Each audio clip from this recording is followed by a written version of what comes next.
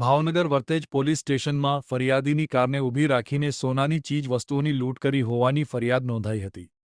ફરિયાદી અશોક દુલાભાઈ ઇટાલિયા તેના ભાગ્યા સાથે મનદુખ થયું હોય ત્યારે તેને કહેવા ઉપર 4 જેટલા શખ્સોએ તેમની કાર રોકીને રુદ્રાક્ષની માળા, સોનામાં મઢેલી 2 સોનાની વીંટીઓ, ઘડિયાળ મળી કુલ 3 લાખની લૂંટ કરી હોવાની ફરિયાદ નોંધાવ્યા બાદ પોલીસે આ ગુનામાં ભરતભાઈ ઉર્ફે ભગત નાનુભાઈ સિંધવ નામના શખ્સને ઝડપી લીધો છે, જ્યારે એક આરોપી સંજયભાઈ ગોરધનભાઈ પરમારને ઝડપી લઈ તેને જેલ હવાલે કરવામાં આવેલ।